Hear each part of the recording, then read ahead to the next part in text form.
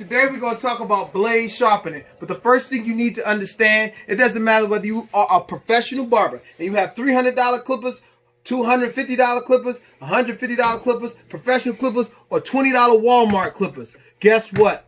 These blades all sharpen the same. Now, the first thing you have to know when sharpening the blade, you have to understand what you're doing. And this is a blade machine, and you need to understand blade machine theory. Number one, you do not need this machine. This machine costs $1,600 to $1,800. But I'm going to show you how to get the same effect by using sandpaper. So first thing you need to know, the wheel constantly goes clockwise in a circle. We as professional blade sharpeners take a blade, we put it in our hands, and if you look at the red arrow, that's the direction we go. Backwards and forward, backwards and forward. However, what's really happening to the blade is when you see the blue arrows.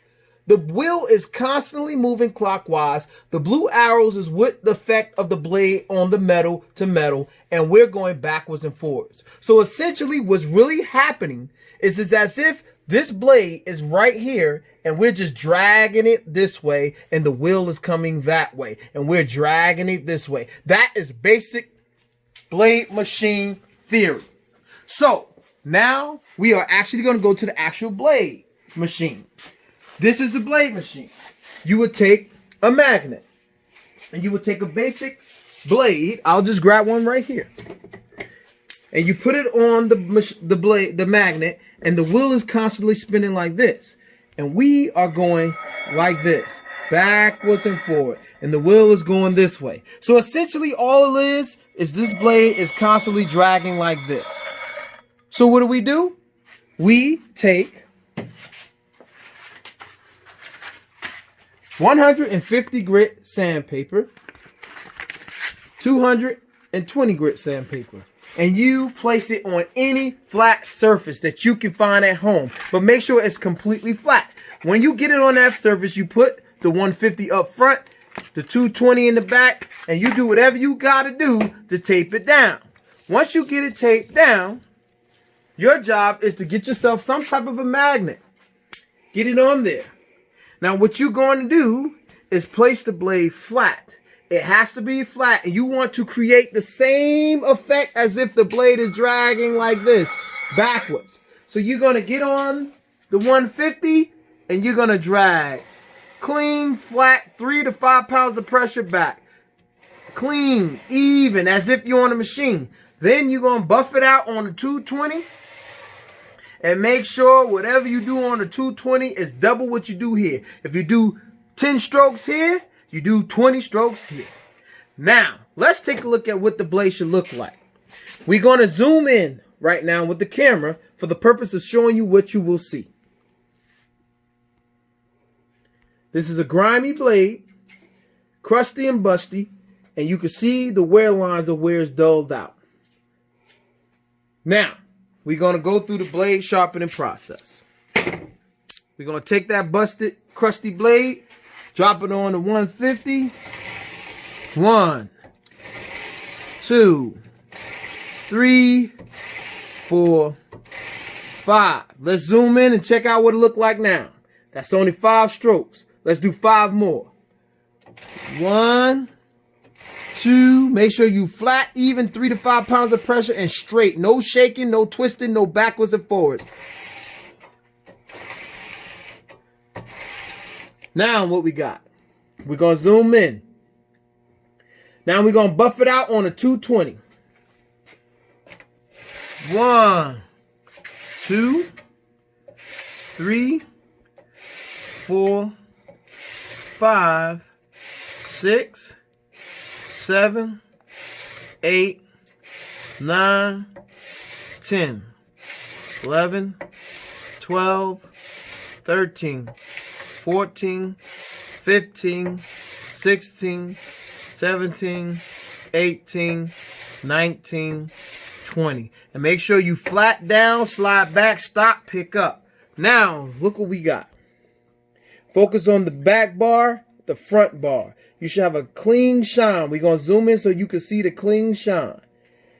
That's the clean shine you're going to get no matter what blade you do. Even if you do a T-outliner blade.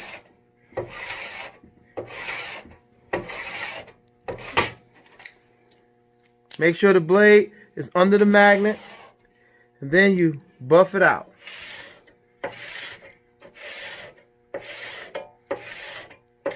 The same effect. Nice and clean. Even if you're doing these big old detachable blades, it's the same concept. Here, here. Even if the little part of the detachable blade, drop down flat, slide here, slide here. Even if you're doing the master blade, but this one you won't need the magnet. You just grab the plastic piece, flat, slide back, slide back, slide back, buff out, buff out, buff out. All right, but the final part, that's only 50%. People don't understand. If you look close at this camera, you can see grit powder. You see that little grit powder? If you leave that grit powder there, all it's going to do is tear up your blade when you go to put it back together, and it grind back and forth, and it'll tear your blade up within 2 days. So people don't realize you have to use a cleaning clipper oil, but this is a different type of oil. It's called Blade Boost. What this blade oil does, it boosts clipper performance, keep blades sharper longer, and you bring dull blades back to life. It maintains the blade, but also it gets all the grit and grime off the blade. So you take this blade, spray, get a nice amount on there. Take a brush, brush down into the container. Get it all nice and clean. Then you do a last spray and let it drip off. Now, only use 1 square per blade. Clean your hands real good. Get all the grit off your hands. And then now, take and clean. Look at all that grit on the blade still. Once you get it nice and clean and dry, you make sure your job is to make sure you get every piece of grit off, every piece of oil off on front and back. And you should have a nice, dry, clean blade. Nice and dry. No oil, no grit. And that's pretty much how you clean all these blades. Now, if you have any questions, just message me. I'll help you out through the process. But keep in mind that you need to understand that this whole process can be done with all the blades you have, no matter how expensive or how cheap the blades are.